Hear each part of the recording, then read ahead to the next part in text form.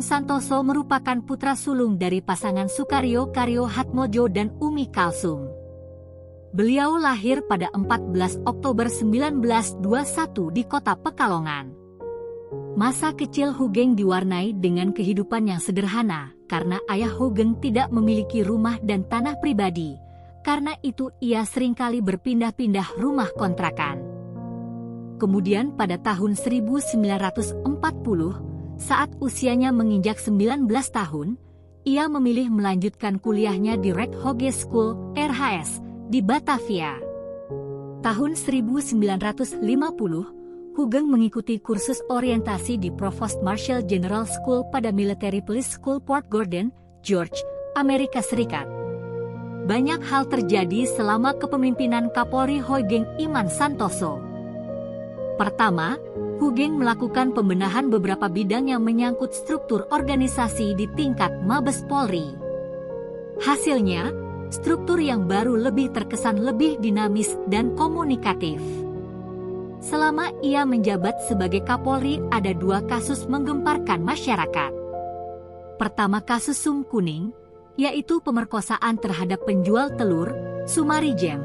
YG diduga pelakunya anak-anak petinggi teras di Yogyakarta.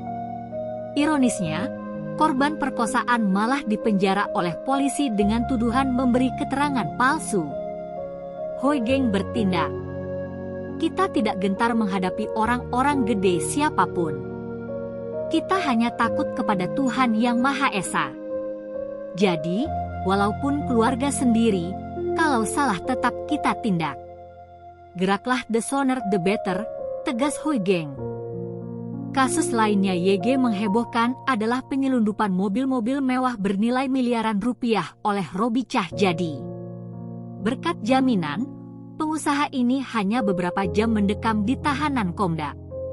Sungguh berkuasanya si penjamin sampai Kejaksaan Jakarta Raya pun memetieskan kasus ini.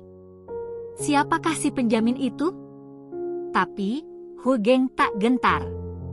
Di kasus penyelundupan mobil mewah berikutnya, Robi tak berkutik.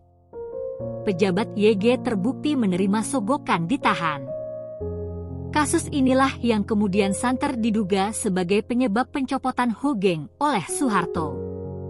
Hoegeng dipensiunkan oleh Presiden Soeharto pada usia 49 tahun, di saat ia sedang melakukan pembersihan di jajaran kepolisian. Kabar pencopotan itu diterima Hoegeng secara mendadak. Kemudian Hoegeng ditawarkan Soeharto untuk menjadi duta besar di sebuah negara di Eropa, namun ia menolak. Alasannya karena ia seorang polisi dan bukan politisi. Begitu dipensiunkan, Bapak kemudian mengabarkan pada ibunya. Dan ibunya hanya berpesan, selesaikan tugas dengan kejujuran. Karena kita masih bisa makan nasi dengan garam, ujar Roelani. Dan kata-kata itulah yang menguatkan saya, tambahnya. Ternyata masa menyenangkan itu tidak berlaku bagi Hoegeng YG anti disogok. Pria YG pernah dinobatkan sebagai The Man of the Year 1970 ini pensiun tanpa memiliki rumah, kendaraan, maupun barang mewah. Rumah dinas menjadi milik Hoegeng atas pemberian dari kepolisian. Beberapa Kapolda patungan membeli mobil Kingswood, YG kemudian menjadi satu-satunya mobil YG ia miliki. Pengabdian YG penuh dari Pak Hoegeng tentu membawa konsekuensi bagi hidupnya sehari-hari.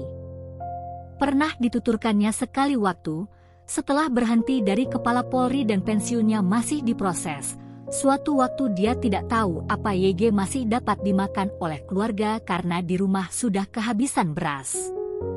Hoegeng memang seorang yang sederhana, ia mengajarkan pada istri dan anak-anaknya arti disiplin dan kejujuran. Semua keluarga dilarang untuk menggunakan berbagai fasilitas sebagai anak seorang Kapolri. Bahkan anak-anak tak berani untuk meminta sebuah sepeda pun, kata Mary. Aditya, salah seorang putra Hoegeng bercerita, ketika sebuah perusahaan motor merek Lambretta mengirimkan 2 buah motor, sang ayah segera meminta ajudannya untuk mengembalikan barang pemberian itu. Padahal saya yang waktu itu masih muda sangat menginginkannya, kenang Didit. Saking jujurnya, Hugeng baru memiliki rumah saat memasuki masa pensiun. Atas kebaikan Kapolri penggantinya, rumah dinas di kawasan Menteng, Jakarta Pusat pun menjadi milik keluarga Hugeng. Tentu saja, mereka mengisi rumah itu setelah seluruh perabot inventaris kantor ia kembalikan semuanya. Semoga nilai integritas yang dimiliki oleh Pak Hugeng dapat menjadi contoh tauladan bagi peserta PKN 2 Angkatan 10.